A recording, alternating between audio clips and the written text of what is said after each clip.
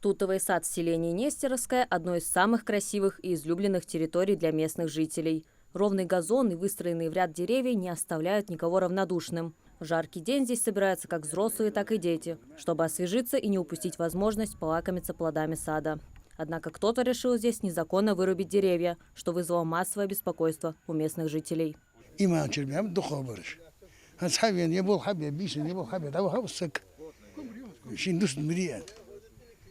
Харсады чулилдер харсады, исхадежнер харсады, судури багадыр, барса саул бага ергеттер жобага.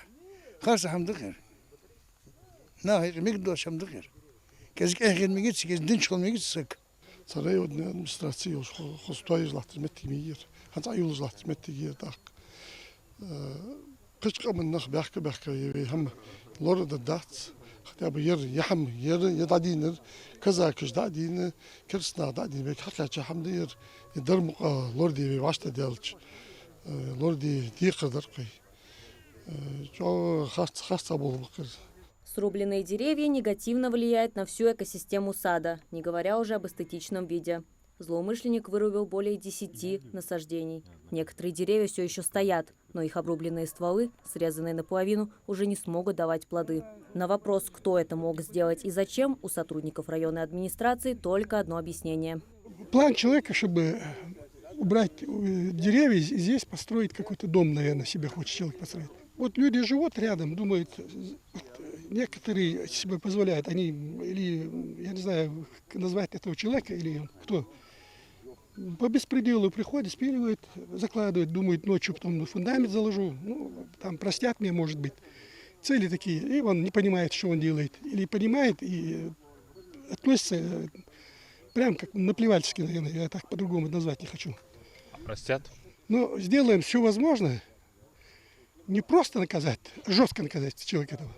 Действуя в корыстных целях, злоумышленники абсолютно не задумывались о состоянии природы и тяжелом труде тех, кто этот сад возводил. Глава администрации Нестеровская говорит, что у них даже нет предположения, кто из жителей мог пойти на этот акт вандализма. Были здесь наложены, не на этой территории, в общем, в этом плане, около 16 гектаров земли. Здесь были наложения, частичные наложения здесь были, но на этом участке ничего не было. И насчет этого участка ко мне никто не обращался, мол, что у него документы, еще такого здесь ничего не было. Этот вопрос мы в любом случае под контролем у нас. Это было сделано в ночное время сделано, был произведен этот спил этих деревьев. И сразу сообщили РОВД, письмо написали. Но правоохранительные органы занимаются этим вопросом. Я надеюсь, в ближайшее время выясним.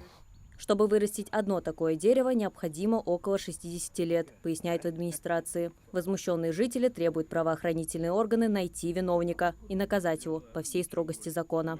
В данном направлении проводится работа по выявлению лица, совершившего данное преступление, данное правонарушение. Осматриваются местные жители и очевидцев данного правонарушения. Данное лицо при обнаружении будет привлечено к уголовной ответственности по статье 260 Уголовного кодекса Российской Федерации. Также нами будет проводиться профилактическая работа в дальнейшем о недопущении таких противоправных действий. Самозахват земельных участков продолжает быть актуальной проблемой республики. Сотрудники Сунжинского района продолжат и дальше планомерно выявлять факт самозахвата земельных участков. Ну, эта работа у нас продолжается постоянно, на постоянной основе, поэтому именно вот в этом году, да, часть в этом, часть в другие года, вот, то есть вот последние 2,5-3 года проделана очень большая работа.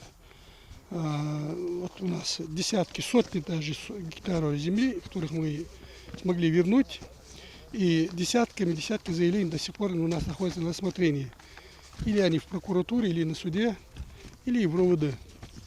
Но работа эта будет продолжаться до тех пор, пока мы не разберемся со всеми. То есть это такая работа у нас проведена, значит, сельское поселение Алкун, Мужичи, Галачки, то есть, в принципе, во всех населенных пунктах Сунжинского района.